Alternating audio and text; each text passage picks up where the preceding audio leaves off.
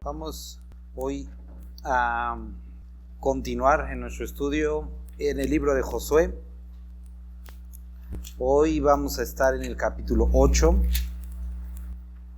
Entonces les pido que abramos nuestra Biblia y me acompañen al capítulo 8 de Josué. Vamos a hacer una oración para comenzar. Padre, te damos muchas gracias por esta noche. Gracias, Dios, porque podemos llegar a la mitad de esta semana, Dios, y poder agradecerte, Padre, que hasta este momento, hasta el día de hoy, tú has guardado de nuestras vidas, Dios, has provisto todo lo necesario, has estado con nosotros y queremos agradecerte por eso, Padre. Te damos muchas gracias por este lugar en el que tú permites que nos reunamos, Dios. Gracias porque hoy podemos estudiar tu palabra con libertad. Gracias porque hoy nos podemos reunir y cantarte sin impedimentos y sin preocupaciones. Queremos suplicarte que el día de hoy, como cada vez que leemos, Dios, que puedas abrir nuestro entendimiento, abrir nuestro corazón a ti, que podamos rendirnos a ti, Dios, y que podamos ver esta porción de la Escritura con un espíritu abierto a ti, con una voluntad sometida a ti, Padre, de tal forma que podamos ser confrontados, Dios, y que podamos responder en obediencia, Señor. Padre, como iglesia tenemos una completa y total necesidad de que tú sigas hablando y transformando nuestras vidas, Dios, que sigas trayendo dirección a nosotros acerca de lo que quieres que hagamos en este tiempo, de cómo podamos servirte, Dios, cómo podamos participar en el plan que tienes en esta comunidad, Dios. Ayúdanos también a hacer luz en medio de esta generación, Padre, y que podamos ser este estandarte y columna de la verdad. Padre, gracias por esta palabra, Padre, y gracias por este tiempo. Amén. Vamos a comenzar, hermanos, el capítulo 8 de Jueces. De Josué, sí. Más era para ver si estaban atentos, ¿sí? De Josué. Sí, Josué capítulo 8. Si recuerdan, la semana pasada estábamos estudiando el capítulo 7. Vimos que como resultado de la toma de Jericó, continúan en conquista de la tierra prometida. Y en esta segunda batalla que tienen contra la ciudad de Ai, que su nombre significa literalmente montón o un montón de ruinas o de cosas derribadas, hubieron dos pecados que la palabra nos menciona que el pueblo de Dios cometió. El primero era haber tomado, haber codiciado, haber tomado y haber escondido pues algo de lo que Dios les dijo que eso le pertenecía a él y que no lo tenían que hacer. Ese fue el primero. Y el segundo, ese era como vamos a decir en el pueblo. Y el segundo, por parte de Josué, que era el líder, habíamos considerado Deuteronomio, que se le pide que en toda decisión, que en toda batalla que saliera él, tendría por fuerza que consultar al sacerdote y poder obtener esta palabra profética, esta dirección de Dios acerca de lo que quería que hicieran. Y entonces, pues, ir o no ir, ¿no? Entonces, Josué no podía saber que Acán había pecado, pero pudo haber sabido si hubiera consultado al sacerdote y pues se hubiera librado de todo su problema. Ahora, quiero que puedas considerar lo siguiente. El domingo estábamos estudiando Pedro. Ya acabamos la primera carta de Pedro. El último capítulo de Pedro, Pedro empieza a describir o a recomendarnos algunas cosas que él se las recomendaron o se las dijeron en un tiempo en el que falló y en un tiempo complicado.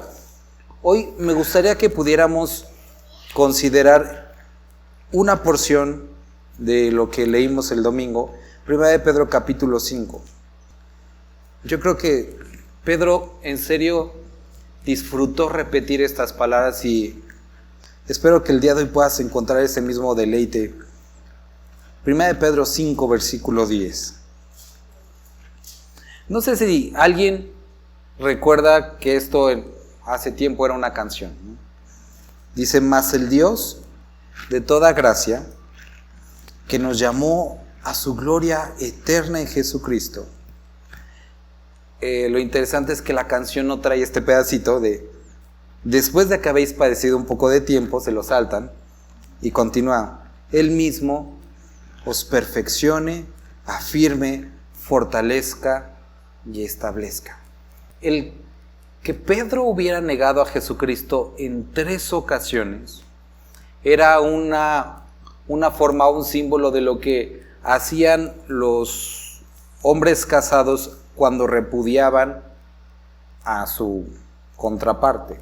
Era 3 veces esa repetición y después de esas 3 veces quedaban completamente como divorciados, separados, ¿no? Y se entregaba la carta de repudio y todo eso. Pedro hace esto. Pedro niega a Jesucristo 3 veces. Dice que la última ve a Jesús, canta el gallo. Dice que Pedro, ¿cómo lloró? ¿Te acuerdas la palabra? Amargamente. Imagínate el sentimiento de ver a Jesús y que te vio y que lo negaste, ¿no? Okay. Está ahí Pedro. Nosotros encontramos que después de que niega a Jesucristo, Pedro no acude a la crucifixión. Tenía culpa, probablemente. No sé si a lo mejor a alguno le pasó y a lo mejor se puede volver más personal esto, pero o han escuchado, ¿no? Alguien que tiene un problema con alguien de su familia, sea su papá, su mamá, un hermano, y muere. Y por el enojo que tenía, por el distanciamiento, nunca acuden al funeral, ni siquiera para despedirse por última vez, ¿no? Esto era lo que estaba pasando en la mente de Pedro. Ese distanciamiento lo había llevado a que en el último momento, en sus últimos momentos, él no estuvo ahí. El que se decía su amigo no estuvo ahí. Y si habrás experimentado una pérdida de este tipo, realmente el único que podría satisfacer ese dolor, ese hueco, es esa persona que se fue. Pero como ya se fue, y como no se pudo uno despedir, no hay alguien que podría consolarlo más que esa persona, pero esa persona ya no está. Quiero que puedas, a lo mejor estoy como que, pero quiero que podamos entender a lo que está escribiendo Pedro. Dice: mas el Dios de toda gracia, Él, el que nos llamó a su gloria eterna en Jesucristo, después de que habéis padecido un poco de tiempo, ¿qué dice? Él mismo. Y por eso se vuelve tan importante y tan significativo para Pedro, que después de haberle traicionado, después de haber abandonado el ser un pescador de hombres y regresar a un pescador de peces, y estando en su oficio nuevamente, derrotado, habiendo traicionado, dejando todo atrás, habiendo dejado todo, él mismo se presentó en la playa. El único que realmente podría levantarlo nuevamente, él mismo. Y por eso el domingo estábamos hablando de esto, hermanos. Estábamos hablando de que como creyentes tiene alrededor este boom, alrededor de 40 años este boom de consejerías bíblicas, la cual no es tan mal, es algo bueno y todo eso. Pero quiero que puedas, no sé si te llegó a pasar, a tocar todavía esto o no, pero digo, muchas iglesias se acostumbra, pero lo que sucedía o lo que sucede es que había un mensaje, había una predicación, una exposición de la palabra, y lo que pasaba es que las personas, después de terminar el servicio, decían: bueno, ¿quién le gustaría arreglar esto con el Señor? Y las personas pasaban al frente, y estando en el frente, hablaban con Dios de lo que en ese momento había sucedido, de lo que Dios les había hablado, y lo ponían delante de Dios, lo arreglaban y lloraban o no llorando, qué sé yo, pero se iban como esta imagen que vemos de Ana, después de haber entregado todo a Dios, ahí se quedó. Y regresaban a sus casas, pues, habiendo entregado aquello que debían entregar, transformados en esa área. Pero ¿qué es lo que sucede mucho el día de hoy? No en todos los casos, que escuchamos un mensaje y nos pega, ¿no?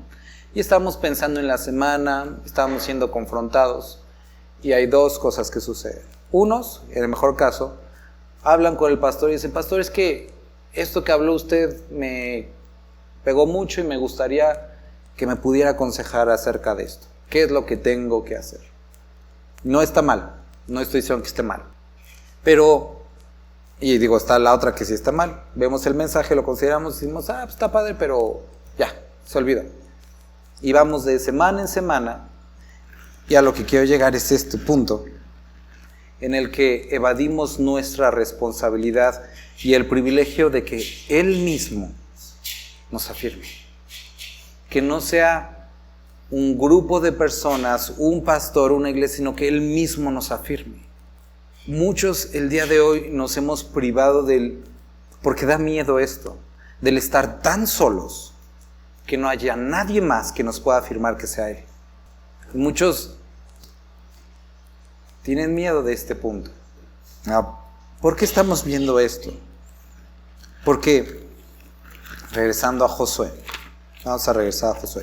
Ojo, no estoy diciendo, no van a decir: no, pues como el pastor dijo, ya no le voy a hablar. No estoy diciendo eso. Espero que hoy podamos entenderlo mucho mejor con Josué capítulo 8. Lo que nosotros vimos es que capítulo 7 existían dos condiciones: Acán, que no se arrepintió, y Josué, que viendo las consecuencias de su pecado, inmediatamente rasgó sus vestidos y se acercó al Señor. Buscó arreglarlo con el Señor. Ahora quiero que pienses qué es lo que había pasado con Josué. Estaba recordando hace rato una escena que hace ya varios años iba manejando, estaba lloviendo, era pues medio tarde, como las 6 de la tarde, iba pasando por un accidente. Y estaba en ese accidente, se había bajado ya el conductor del carro que había atropellado a una persona. Y estaba viendo a la persona tirada, el conductor que la atropelló, y estaba así llevándose los brazos a la cabeza. O sea, ¿qué pasó? O sea, pues sí, estaba preocupado, estaba asustado. Ahora, piensa en esto porque Josué no simplemente había perdido la batalla, era responsable de la muerte de 36 personas. Por no haber consultado a Dios. Su falta de consultar a Dios tuvo una consecuencia no únicamente en el campo de batalla, que a lo mejor era lo de menos. Su decisión le había costado la vida a 36 personas. Era una gran responsabilidad. Ahora, ¿qué es lo que el pueblo le había exigido a Josué? ¿Te vamos a seguir, sí? ¿Y Dios estaba con él en eso? Entonces, no solamente estaba con la responsabilidad de que en sus manos estaba la muerte de 36 de sus hermanos, sino la posibilidad de que el pueblo se rebelara, porque Dios no había estado con él. Quiero que entiendas que no era así como algo así sencillo. Y él lo que hace es inmediatamente acudir a Dios, ¿no? Ahora, esto es lo que vimos en el capítulo 7. Ahora veíamos y hablábamos de que existen 3 relaciones positivas y 3 respuestas negativas que nosotros podemos tener al Espíritu Santo. La primera es en el momento de la conversión, cuando el Espíritu Santo está con nosotros. Estuvimos hablando del libro de Juan, con nosotros, en nosotros, cuando viene a morar en nuestra vida, en nosotros, en el momento de la conversión, y sobre nosotros, en ese evento, en esa experiencia posterior. Existen 3 relaciones o respuestas negativas que nosotros podemos tener al Espíritu Santo. Veíamos libro de Hechos, resistir al Espíritu Santo. Él está hablando, como a lo mejor el día de hoy, y tú dices: a lo mejor pues esto no es para mí. Resistir al Espíritu Santo, o resistir la obra del Espíritu Santo. La segunda es contristar al Espíritu Santo, producto de pecado. Estábamos hablando de Efesios. Y la tercera, Tesalonicenses, que es apagar al Espíritu Santo, o el fuego del Espíritu Santo. Y la razón que nos da Tesalonicenses es por ignorar o menospreciar la profecía. Entonces, apagar al Espíritu Santo, contristar al Espíritu Santo y resistir al Espíritu Santo, que es lo que vimos descrito en el capítulo pasado, porque estamos viendo una vida llena del Espíritu, siendo guiada por el Espíritu, y eso es lo que hizo Acán, fue contristar al Espíritu Santo y por lo tanto apagar al Espíritu y no pudieron conquistar. Y en el caso de Josué fue menospreciar la búsqueda de Dios, la palabra de Dios, que es lo que tenían que hacer, la profecía, ¿no? Entonces eso es lo que sucede. Ahora llega el capítulo 8. En el capítulo 8 vemos que existió un arrepentimiento y lidiaron con el pecado. Ahora, ojo, aquí esto es importante. El Espíritu Santo no viene cuando tú ya dejaste de pecar. Bueno, lo voy a volver a decir. El Espíritu Santo no viene cuando ya solucionaste tu vida. También el poder del Espíritu Santo es el que te ayuda o el que te guía para que tu vida sea transformada. No es que ya cero pecado, ya el Espíritu Santo te ayuda a enfrentarte a él. Pero existió un arrepentimiento y el tomar los pasos para enfrentar al pecado. Entonces, eso es lo que ya habían hecho. Ahora, producto de haberse puesto a cuentas con Dios, arrepentirse, pagar el costo, las consecuencias de esto, vemos que Jehová dijo a Josué: no temas ni desmayes. Como que vemos que le repite las palabras del principio. Vamos a empezar de cero. Dice: toma contigo toda la gente de guerra y levántate y sube ahí. Mira, yo he entregado en tu mano al rey de ahí, a su pueblo, a su ciudad y a su tierra. Y harás a Ahí y a su rey como hiciste a Jericó y a su rey. Solo que sus despojos, sus bestias tomaréis para vosotros. Pondrás emboscada la ciudad detrás de ella. Entonces levantaron Josué y toda la gente de guerra para subir contra Ahí. Y escogió Josué 30,000 hombres fuertes, los cuales envió de noche y les mandó diciendo: atended, pondréis emboscada a la ciudad detrás de ella. No os alejaréis mucho de la ciudad y estaréis todos dispuestos. Y yo y todo el pueblo que está conmigo nos acercaremos a la ciudad. Y cuando salgan ellos contra nosotros, como hicieron antes, huiremos delante de ellos. Y ellos saldrán tras nosotros hasta que los alejemos de la ciudad, porque dirán: huyen de nosotros como la primera vez. Huiremos pues delante de ellos. Entonces vosotros os levantaréis de la emboscada y tomaréis la ciudad, pues Jehová vuestro Dios la entregará en vuestras manos. Y cuando la hayáis tomado, le prenderéis fuego, haréis conforme a la palabra de Jehová. Mirad que os lo he mandado. Ahora quiero que notes esta parte. Hay aquí una diferencia muy importante. En la primera ocasión, ¿te acuerdas? Mandó unos espías, y los espías, ¿qué le dijeron? ¿Que cuántos debería de enviar? A ver, búscale, hermano, rápido, para que te me despiertes. Búscale. Capítulo 7, está luego al principio. Ajá. Y aquí en este capítulo, ¿cuántos le dice Dios que vayan? Tenemos que recordar que Dios le había dicho: yo te voy a entregar la ciudad. No eran necesarias las personas. Tenemos también que considerar que el método de conquista era diferente. En la primera dieron vueltas, arcas, sacerdotes, trompetas, y aquí era luchar. El método también de conquista pareciera un tanto cobarde, porque era poner una trampa. Nos escondemos, huimos y nos metemos, ¿no? No era así como enfrentarse directamente. Ahora quiero que podamos notar lo siguiente. En la primera incursión a la ciudad de Ahí, ellos actuaron con arrogancia, diciendo: son muy poquitos, eso está muy fácil. La ciudad significa un montón de lo que sea, entonces lo podemos conquistar. El método que Dios está dando para la conquista solucionaba o atentaba contra el pecado con la arrogancia que se mostró en la primera conquista. Entonces, ¿por qué esto es importante? Porque cuando nosotros somos guiados por Dios, cuando nosotros deseamos una vida llena de su Espíritu, tenemos que entender que a pesar de que Dios nunca va a contradecirse, y eso es un hecho, que nunca va a ir en contra de su palabra, Dios no siempre va a hacer las cosas de la misma forma, contigo y con tu hermano. Nunca, no va a ser igual. ¿Por qué Dios no lo hace todo igual? Sería más fácil que supiéramos aves porque de esa manera te obliga a estar buscándolo en oración todo el tiempo y en su palabra todo el tiempo. La forma en la que me llamó a mí, les preguntaba la vez pasada, bueno, no sé si les pregunté aquí, pero si no les pregunto. ¿Quién fue de aquí como tuvo como acercamiento a Dios, vamos a decir algo como milagroso, así como un sueño, o una visión, o una sanidad, o algo así? ¿Alguien? ¿Nadie? Ahí está, un hermano. Qué chafa los demás, no, no es cierto. ¿Alguien les compartió familia? ¿Alguno? ¿Extraños? ¿Algún extraño? ¿Alguien les compartió algún extraño? Digo, esto nada más es para llegar al punto de que no todos fuimos alcanzados de la misma manera. Nos encantaría, ¿no?, a todos ir caminando y de repente dar vuelta ahí al Oxxo y ver una zarza ardiendo y que nos llamara la voz. O sea, eso sería hermoso. Pero no todos somos llamados de la misma manera. El problema es que a veces queremos condicionar a nuestra teología, a nuestra forma de ver la vida, como Dios debería de actuar.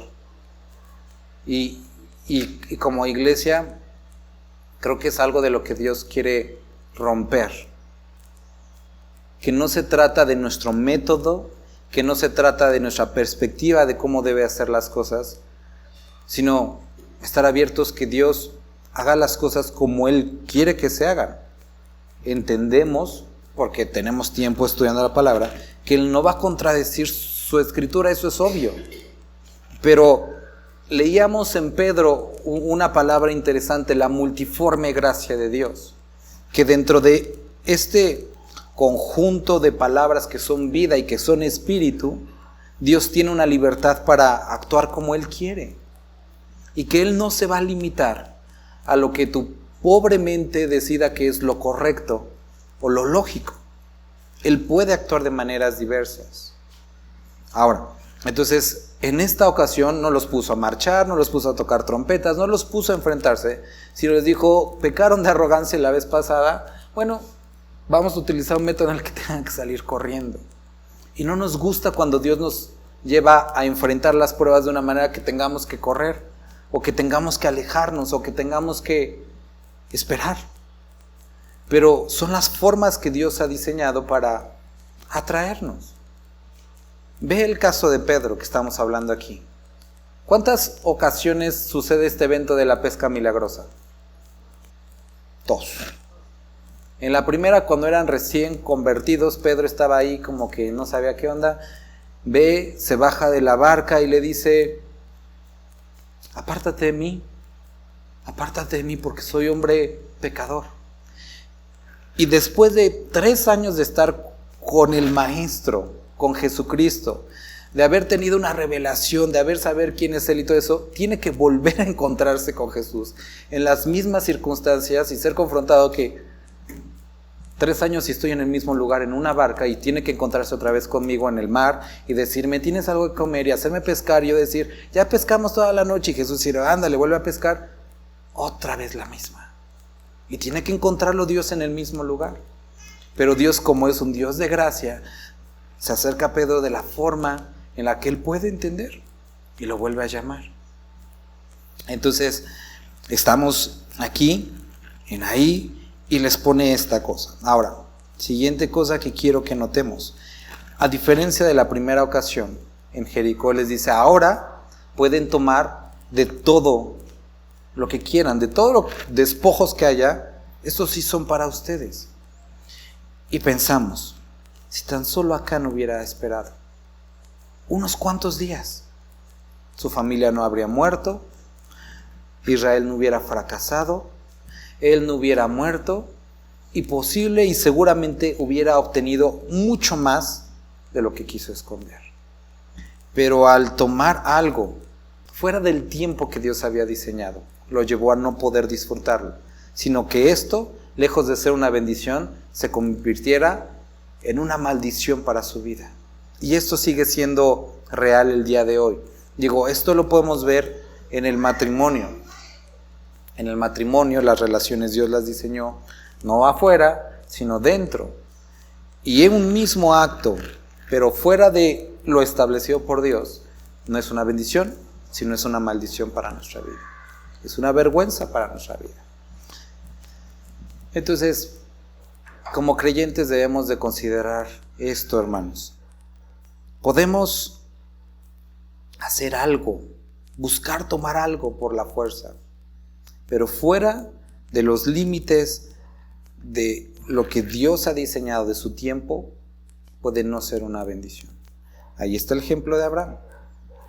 Ismael, que dice la misma palabra que herencia de Jehová son los hijos, se convirtió en una carga para la nación de Israel hasta el día de hoy.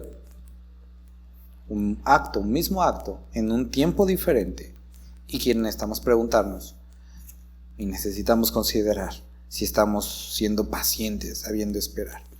Entonces, pondrán emboscada detrás de ella. No. Entonces vosotros levantaréis la emboscada. Versículo 9. Entonces Josué los envió, y ellos se fueron a la emboscada y se pusieron entre Betel y Ahí, al occidente de Ahí, y Josué quedó aquella noche en medio del pueblo. Levantándose Josué muy de mañana, pasó revista al pueblo y subió él contra los ancianos de Israel delante del pueblo contra Ahí. Entonces, eso se me estaba yendo. 30,000 hombres. No era la fuerza de ellos, Dios ya lo había entregado, pero quería que ellos no pecaran de jactancia, de decir, son muy poquitos, no importa. Y tuvieron el descuido, la arrogancia de la ocasión pasada. También en esta ocasión Josué personalmente tenía que hacerse cargo de todas las cosas. Él había delegado la responsabilidad a los espías de algo que era enteramente su responsabilidad, y esto es algo que no quería que se me fuera. Como creyentes hemos delegado mucha responsabilidad, hemos atribuido y nos hemos apartado de nuestra responsabilidad en buscar a Dios, y se la hemos delegado a la iglesia, se la hemos dejado a los pastores. Por ejemplo, yo he escuchado mucho, ¿no?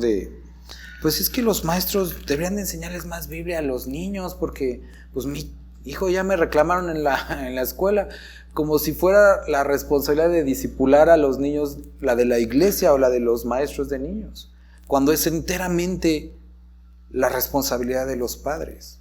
Venimos a la congregación en búsqueda de una palabra, lo cual está bien, lo cual es parte de la congregación, pero abandonamos nuestra responsabilidad de buscar a Dios entre semana. Abandonamos nuestra responsabilidad de corregir nuestra vida y esperamos hasta que alguien intervenga y que nos regañe para entonces cambiar, cuando es el mismo Dios que nos ve todo el tiempo. Abandonamos la responsabilidad de masticar nuestra propia comida y nos conformamos como los pollos, ¿no? Lo que ya masticó la mamá gallina y que nos escupe en la boca, y así nos tragamos ya todo masticado, porque es cierto, es mucho más fácil. Y hay muchos creyentes el día de hoy que a lo mejor dicen, bueno, voy a hacer mi devocional, voy a tener mi tiempo de lectura y voy a escuchar una predicación de YouTube, lo cual no está mal. Pero ¿por qué no buscas tú? ¿Por qué no lees? ¿Por qué no pasas tiempo meditando la palabra, que tu mente se conflictúe, que tu espíritu, que tu alma se conflictúen con qué es lo que quieren decir estas palabras? Señor, no entiendo lo que esto dice, háblame. Y experimentar esa satisfacción que a lo mejor la has tenido, que estudias, ves, y después lees un comentario y dices, me dijo Dios lo mismo que lo del comentario, no estoy tan perdido. Pero hemos cedido ese derecho. Y vuelvo a repetir, 1 de Pedro, después de haber padecido un poco, Él mismo, no otros, Él mismo los perfeccione, afirme y establezca. Que podamos experimentar esa hermosa sensación de no había nadie, pero estabas tú. Y darte cuenta que lo que realmente tu alma siempre quiso no es lo que pedías, sino Él mismo. Y Él está ahí. Entonces, quiero que notemos eso, ¿no? Ahora Josué tuvo que tomar la responsabilidad que pues le había sido concedida. Y querido hermano, hermana, no cedas la responsabilidad de dar fruto a alguien más. Muchas personas, lo escucho mucho, hermanos. Es que en la otra iglesia estaba dicen, está ya como que muerto, apagado. Pues porque le cediste la responsabilidad a otras personas. Puedes estar en la iglesia más muerta, pero tú tener vida porque buscas al Señor. Puedes estar en la iglesia menos amorosa, pero tu corazón está rebosando de ferviente amor porque buscas al Señor. No es responsabilidad de otros, es tu responsabilidad. Nos hemos hecho parte de esta sociedad irresponsable que entrega y culpa a todos de sus problemas. Pero bueno, Josué asumió su responsabilidad. Entonces divide al pueblo en grupos, unos para atrás de la ciudad, otros los que estaban esperando de este lado y los que iban a hacer como que huían, ¿no? Versículo 14, y aconteció que viéndolo el rey de Ai, él y su pueblo, se apresuraron y madrugaron, o se los intentaron madrugar, y al tiempo señalado, los hombres de la ciudad salieron al encuentro de Israel para combatir frente al Arabá, no sabiendo que estaba puesta emboscada a espaldas de la ciudad. Entonces Josué y todo Israel se fingieron vencidos y huyeron delante de ellos por el camino del desierto, y todo el pueblo que estaba en Ai se juntó para seguirles, y siguieron a Josué, y siendo así, alejados de la ciudad. Y no quedó hombre en Ai ni en Betel que no saliera tras Israel, y por seguir a Israel dejaron la ciudad abierta. Entonces Jehová dijo a Josué: extiende la lanza que tienes en tu mano hacia ahí, porque yo la he entregado en tu mano. Y Josué extendió hacia la ciudad la lanza en su mano, que en su mano tenía. Y levantándose prontamente de su lugar, los que estaban en la emboscada corrieron, luego que él alzó su mano, vinieron a la ciudad y la tomaron y se apresuraron a prender fuego. Y los hombres de ahí volvieron el rostro, y al mirar, he aquí que el humo de la ciudad subía al cielo, y no tuvieron a dónde ir. Una imagen hermosa de recordar. Recuerda, todo imagen, todo relato del Antiguo Testamento hace referencia a algo hermoso, un cumplimiento del Nuevo Testamento. ¿Recuerdas qué es lo que nos dice el libro de Corintios? 1 Corintios capítulo 2, hablando de la sabiduría que Dios nos ha dado. Dice que esta sabiduría no es de este mundo. Y dice, cuando estudiamos 1 Corintios 2, que los príncipes de este mundo no entendieron. Cuando estudiábamos esta parte, decíamos que a lo que se refería había dos opciones, y una de ellas, o más bien las dos de ellas tenían cumplimiento, pero una de ellas era la siguiente: que Satanás mismo, que los mismos demonios son capaces de citar, de recordar versículos, pero no entienden completamente a qué se refiere. Prueba de esto es que intentaron, según ellos, vencer a Jesús en la cruz, y esa misma cruz fue la que los venció a ellos. Vemos que a pesar de la profecía de Apocalipsis estar escrita desde hace 2000 años, tontamente van a ir y luchar en la guerra de Armagedón, cumpliendo la palabra que Dios ha dicho, porque en su falta de juicio, teniendo la palabra frente a sus ojos, no pueden entenderla. ¿Por qué decimos esto? Porque esto es lo que está sucediendo aquí. Está el rey de ahí, ve a Josué y dice: otra vez lo vamos a vencer. Y tontamente van atrás y caen en la trampa. Y vemos esta imagen hermosa que Jehová le dice: extiende la lanza. Y así como Jesucristo fue atravesado con la lanza en su costado, y seguramente demonios, Satanás mismo se reía en ese momento, diciéndote que vencimos. Ya te moriste, perdiste, nosotros ganamos. Jesucristo dijo: consumado es. Y en ese momento la risa se borró de su rostro. Y eso que pensaron que era su victoria, fue la victoria de aquel que nos llamó de las tinieblas a su luz admirable. Y fuimos hechos libres, y cayeron en la trampa, y cayeron en la emboscada. Cuando voltearon a ver a la cruz, vieron, así como los de ahí, el humo subiendo y la ciudad perdida. Habían perdido todo. El domingo estábamos hablando acerca de esto. Estábamos hablando de esto mismo, de este león rugiente que únicamente lo que hace es atemorizar, pero ya no puede hacer nada. Y estábamos hablando de esta parte del Antiguo Testamento, de este hombre que es preparado primero enfrentándose a dos moabitas que parecían leones, después en un momento de invierno que dice que había nieve, es decir, un momento de contrariedad, de dificultad. Él mismo va, se mete en un pozo y vence a un león. Y esto lo lleva a luchar contra un egipcio que le doblaba en la estatura. Y hablábamos de lo que dice Efesios, porque lo veíamos también en Romanos y lo veíamos en Pedro, resistir al diablo. Lo veíamos en Santiago, y resistir no es huir, es enfrentar, es mantenernos firmes, utilizando sus mismos dardos contra él. Y hablábamos de esto, es decir, si tú tienes la intención de que yo murmure, si tú tienes la intención de que yo desee, si yo tienes la intención, voy a orar ahora, voy a alabar el nombre de Dios. Y en ese mismo acto, en ese mismo momento, voltear la jugada, de tal forma que deje de utilizar ese elemento, porque vea que lo único que desata es que tú ores, que tú alabes, que tú busques al Señor. Y esto es lo que hizo Josué, esto es lo que vemos aquí reflejado.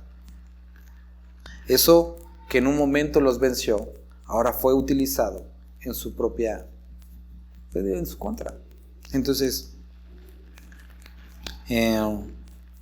los hombres de ahí volvieron el rostro, y al mirar aquí que el humo de la ciudad subía al cielo, y no pudieron huir ni a una parte ni a otra, porque el pueblo que iba huyendo hacia el desierto se volvió contra los que les seguían. Josué y todo Israel, viendo que los de la emboscada habían tomado la ciudad y que el humo de la ciudad subía, se volvieron y atacaron a los de ahí. Y los otros salieron de la ciudad a su encuentro,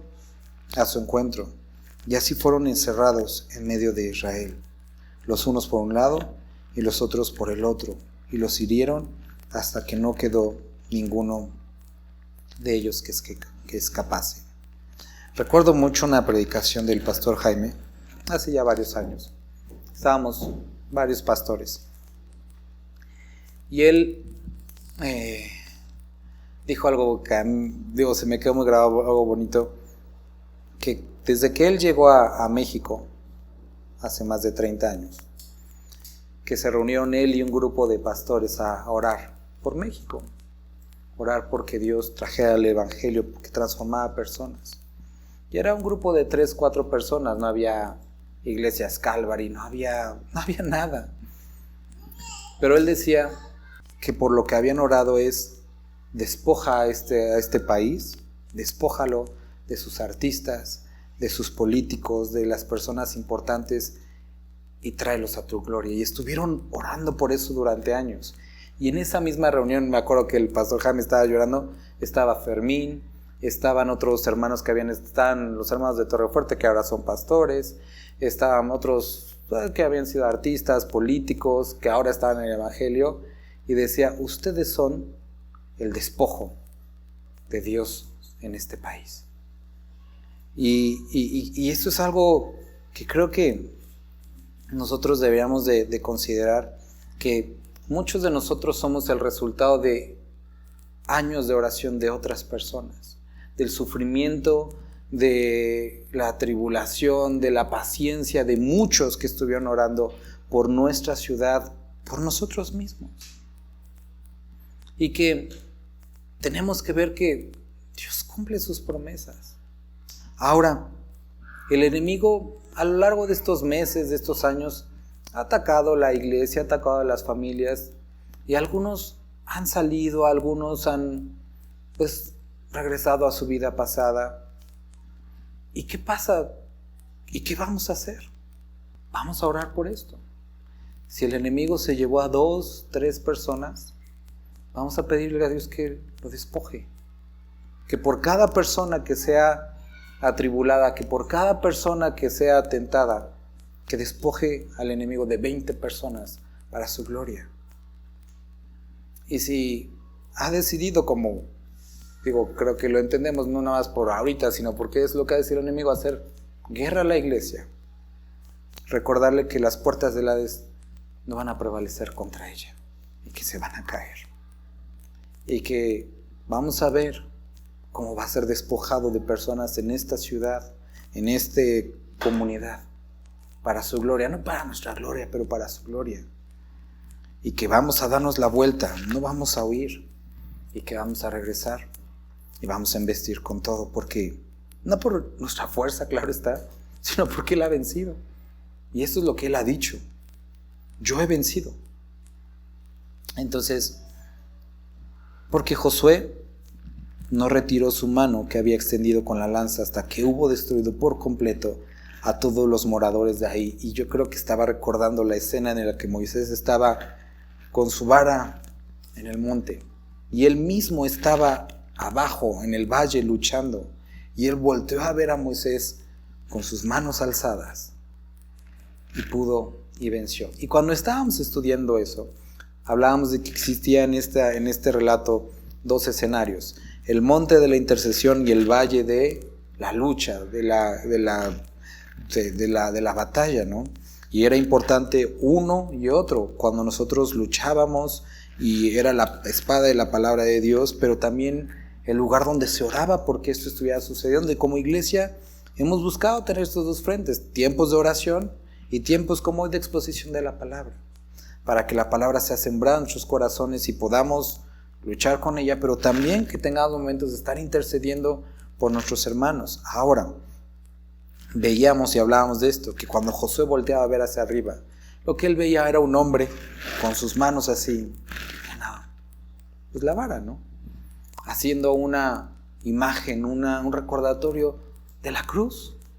Y lo mismo podemos hacer nosotros el día de hoy cuando estemos, a lo mejor no en el monte de la intercesión, pero en el valle donde está haciendo la lucha. Voltemos a ver hacia arriba y que podamos ver la cruz del Calvario y a uno que intercede por nosotros todos los días y que habla al Padre de nosotros y está por nosotros.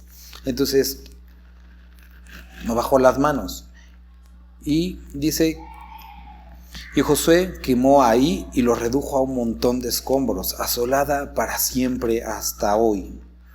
Y el rey de ahí, y al rey de ahí, lo colgó en un madero hasta caer la noche.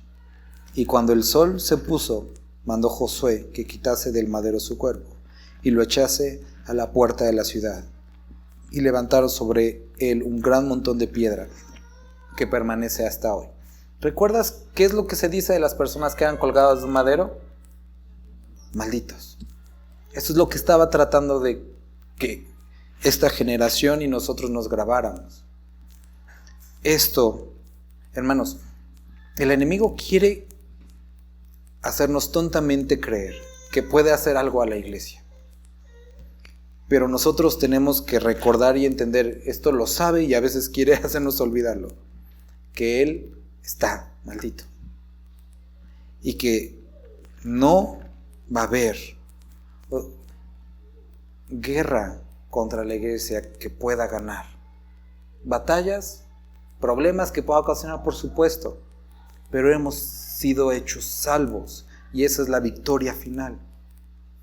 Entonces, es un recordatorio de lo que pasa a los que tontamente se levantan contra Dios y contra su pueblo. Eso es lo que sucede, eso es lo que pueden esperar. Entonces Josué edificó un altar a Jehová, a Dios de Israel, en el monte Ebal, como Moisés, siervo de Jehová, lo había mandado a los hijos de Israel, como está escrito en el libro de la ley, un altar de piedras enteras sobre las cuales nadie alzó hierro, y ofreció sobre un holocausto a Jehová y sacrificaban ofrendas de paz. También escribió allí sobre las piedras una copia de la ley de Moisés, la cual escribió delante de los hijos de Israel. Y todo Israel, con sus ancianos, oficiales y jueces, estaba de pie uno y otro lado del arca, en presencia de los sacerdotes levitas que llevaban el arca del pacto de Jehová, así los extranjeros como los naturales. La mitad de ellos estaba hacia el monte de Gerizim y la otra hacia el monte de Ebal, de la manera que Moisés, siervo de Jehová, lo había mandado antes para que bendijese primeramente al pueblo de Israel. Ahora, ¿de qué está hablando? Deuteronomio capítulo 27. Espero que lo recuerdes si es que has pasado por ahí. Cuando el pueblo de Dios entra a la tierra prometida o va a entrar a la tierra prometida, algo de lo que le pide Dios a Moisés, le dice: se están acercando. Lo que necesitan hacer es subirse unos al monte Ebal y otros al monte Gerizim. La mitad del pueblo que está en el monte Gerizim van a leer la ley, y los del otro lado también. Entonces era un monte unido por un valle, estaban cercanos, tenían que gritar unos. Leían la ley y ellos decían: maldito todo aquel que tenga ídolos, y todos tenían que decir amén. Maldito todo aquel que matare, y todos tenían que decir amén. Y tenían que ir repitiendo cada uno de los puntos de la ley, y tenían que decir la maldición sobre aquel que infringiera la ley. Y todos tenían que decir: sí, estamos de acuerdo, eso es lo correcto. Y los del otro lado, los del monte Gerizim, tenían que decir las bendiciones y bendecir al pueblo. Y todos tenían que decir también amén. Ahora, eso es lo que sucedió en Deuteronomio capítulo 27. En Deuteronomio capítulo 27 se suben sobre el monte Gerizim, el monte de las bendiciones, y ahí levantan un altar a Jehová, y lo que hacen es que las piedras las pintan con cal, y ahí ponen la ley, escriben la ley de Dios.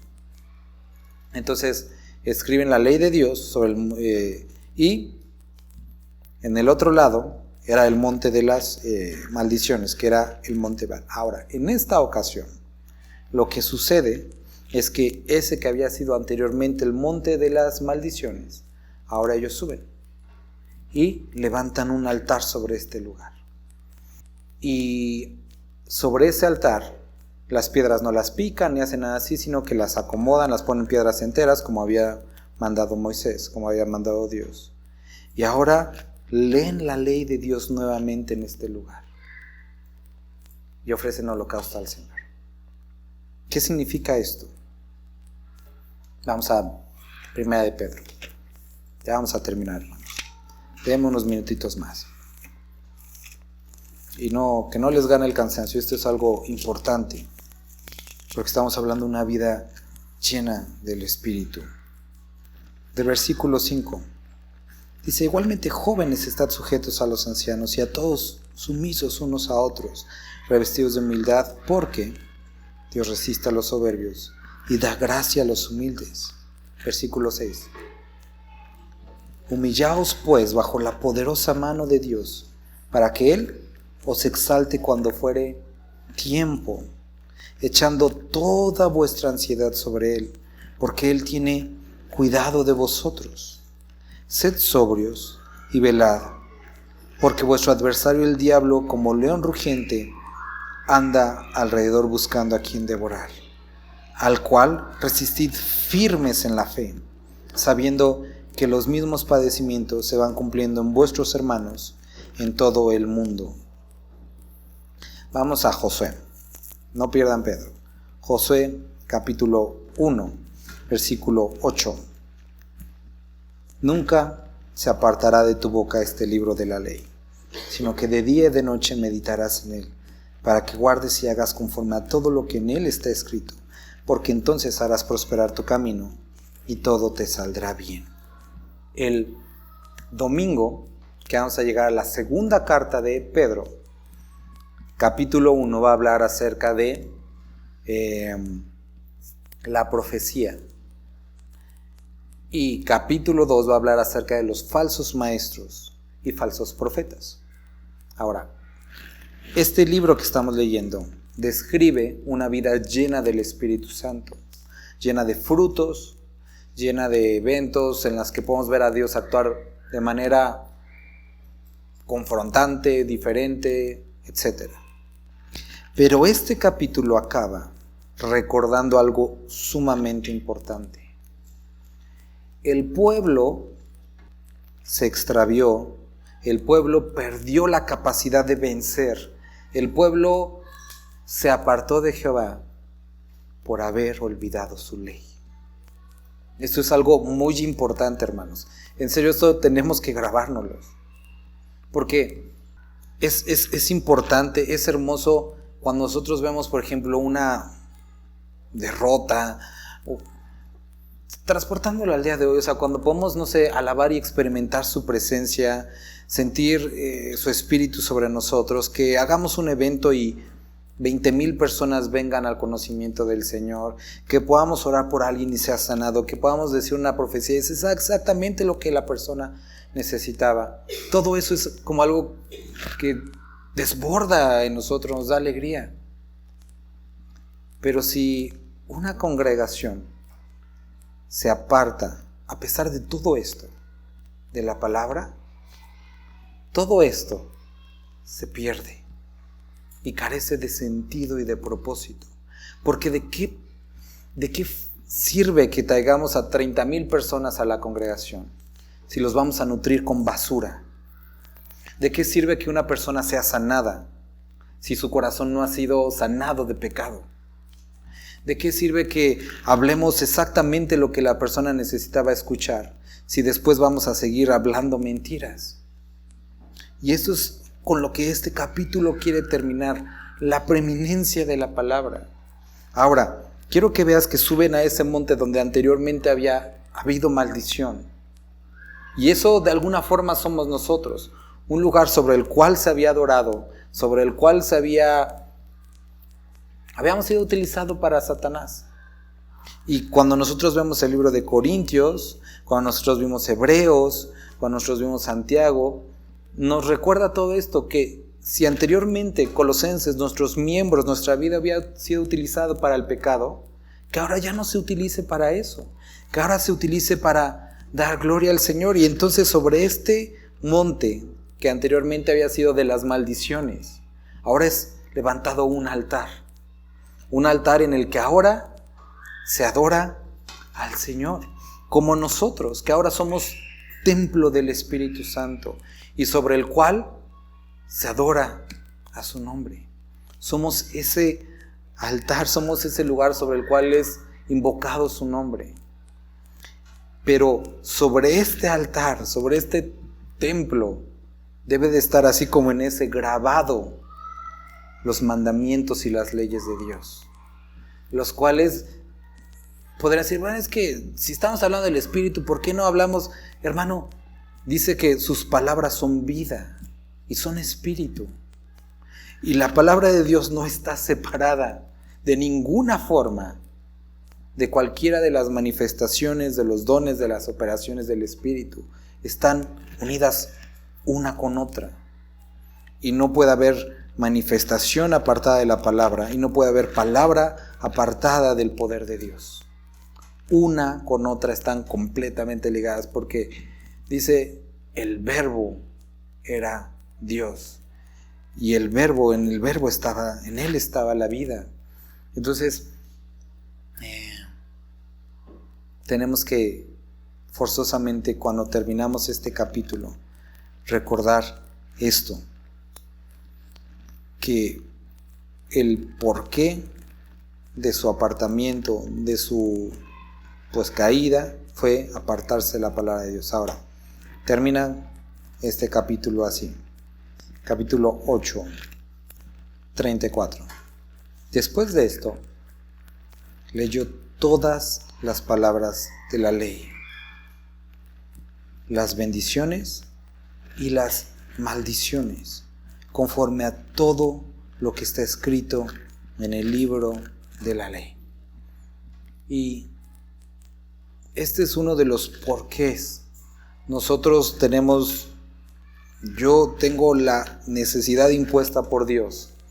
Como decía Pablo también, no he rehusado a anunciarles todo el consejo de Dios. Y desde Génesis hasta Apocalipsis, verso por verso, capítulo por capítulo, libro por libro. Tanto las bendiciones como las maldiciones. Y hay temas en los que, le decía a mi esposa estas últimas semanas, hay temas en los que de repente digo, más que ahorita ha habido como que muchos hermanos que he podido platicar con ellos y consejeros, todo eso, digo, changos, este capítulo parecía que se lo voy a tirar a tal hermano, a tal hermana, porque es exactamente lo que me dijo, y puedo decirme como, no quiero problemas y saltármelo, pero entonces, ¿qué tendría que responderle a Dios cuando me llame a cuentas y me diga, ¿por qué te saltaste ese capítulo? ¿Por qué no anunciaste el consejo completo? Y el hacer esto es algo complicado, hermanos, porque Digo, a todos nos gustan las bendiciones, a todos nos gustan los temas fáciles, los agradables. Cuando hablamos del amor, leer Corintios 13 es un deleite, ay, el amor es esto. Pero cuando hablamos de temas que confrontan y que luego me doy cuenta las caritas de, me estás diciendo a mí, ¿verdad? Es difícil.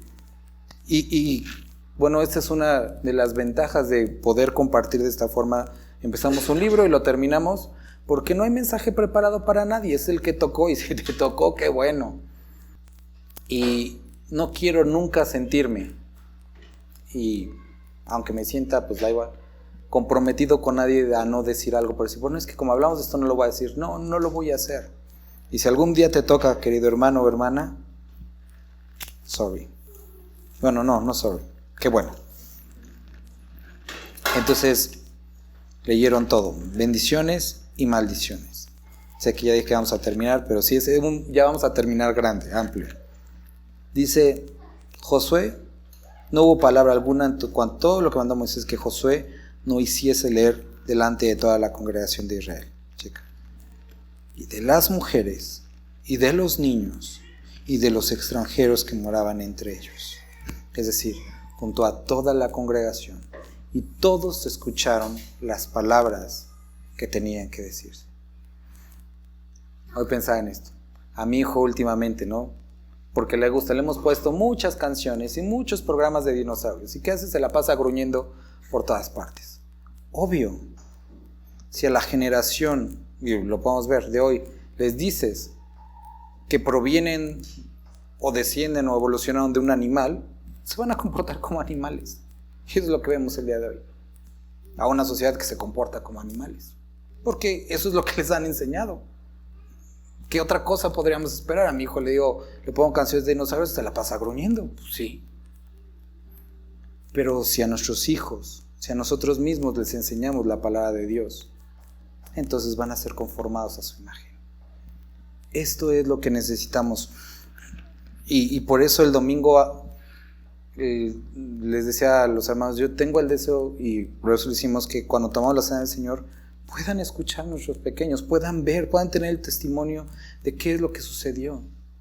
Puede ser, y yo también lo entiendo, no soy ciego a eso, que muchos no lo entiendan, que muchos digan, jugo y galletas, qué buena onda, ya tenía hambre. Pero tienen el testimonio, tienen ustedes tarea para llegar a casa y explicarles qué es lo que hicimos hoy. Ese es el porqué el mismo capítulo que estudiamos los adultos lo estudian los niños, porque quiero que les pregunten. Si ven muchos de nuestros estudios y no lo hacemos a propósito, Dios lo hace, están ligados, y muchas de las cosas que vemos hoy las vemos el domingo, porque es el Espíritu Santo hablando y necesita darnos tarea de que las palabras sean expuestas ante todos, hombres, mujeres, niños, y que seamos confrontados por ello. Ahora, si después de grabar su ley en nuestros corazones, como lo hicieron en las piedras, que es verdad, lo hizo, si después de repetir durante años, meses la palabra a niños, mujeres, hombres, 4 días de la semana, martes, miércoles, jueves, antes era viernes, domingos, y queremos hacer lo que se nos dé la gana, es tu problema. Ya no es el de Dios. Y es lo que Dios quería recordar. No ha faltado mi buena palabra. Están mis leyes como testimonio. Ahí está el altar para que puedas voltear y ver lo que Dios hizo. Ahí está la derrota, pero al mismo tiempo la victoria que te dio, como testimonio de que Dios cambia vidas. Está su palabra siempre disponible. Está su gracia disponible, su perdón, su misericordia. Acércate. Acercaos a Dios y Él se acercará a vosotros. Hermanos, como iglesia creo que Dios nos ha demostrado su amor y su misericordia a lo largo de estos años. Pero Él quiere llevarnos a más. Y este tiempo que hemos pasado, estas últimas reuniones en las que a algunos causó cierta, ¿qué vamos a hacer? Los discipulados, algunos cambios. Necesitamos perseverar buscando a Dios, poniendo en práctica la palabra, compartiendo el Evangelio en nuestras familias, en la calle, y rogándole a Dios porque esos mismos dardos del enemigo sean volteados en su contra. Y eso es algo que yo he estado orando esta semana, y yo te animo que tú ores esta semana, que despoje esta comunidad. O sea, es lo que le pido a Dios, de aquellas personas que hacen daño a la comunidad, aquellos que se dedican a extorsiones, a robo, a lo que sea. Dije, Dios, despoja al enemigo de ellos, que puedan ser transformados y que podamos llamarlos nuestros hermanos. Que pueda ser avergonzado el enemigo, despojando de políticos, de personas importantes, de todo tipo de personas, pero que podamos cumplir esa labor de ser luz y ser sal. ¿Pero qué necesitamos para eso? Que nuestra mente sea transformada y que estar abiertos a qué es lo que vas a hacer, Dios, y qué es lo que quieres y cómo entro yo en ese plan que tienes, porque de seguro y lo tiene, porque eso es lo que vino a hacer, traer a pecadores al arrepentimiento. ¿Recuerdas lo que dijo Jesús? Las prostitutas, los publicanos van primero, pero no porque sean eso, sino porque Dios quiere a todo tipo de personas. Entonces vamos a estar orando por eso, ¿sale? Vamos a terminar orando. Padre, gracias porque hoy podemos ver y tener este testimonio de un grupo de personas que la regaron gacho, pero que se arrepintieron y que en tu misericordia les diste la victoria y pudieron experimentar un cambio. Padre, como iglesia sabemos que te hemos fallado de muchas formas, pero también confiamos en tu promesa de que tu palabra no vuelve vacía, de que eres amplio para perdonar, de que eres misericordioso, que tu gracia abunda. Padre, y hoy rogamos porque tú nos uses, Dios. Nuevamente rogamos por ser llenos de tu presencia, llenos de tu Espíritu Santo, Padre. Padre, aquí estamos. Úsanos, Dios, y queremos rogarte que todo plan, todo intento del enemigo de nuestras almas de confundir, de meter mentiras, de meter problemas, chismes, rumores, pecados, Señor, que pueda ser frustrado, que pueda ser reprendido, Señor, y que pueda ser despojado, y que puedan venir más personas a tu conocimiento, Señor. Padre, no por jactancia, no por nada de esta iglesia, nada de nosotros, Señor, pero sí deseamos ver más personas viniendo a este lugar, Padre, para que pueda ser despojado el enemigo en esta comunidad y que puedan venir a tu conocimiento, Señor. Padre, permítanos ser parte de esto. Te lo rogamos, Señor, en el nombre de tu Hijo Jesús. Amén.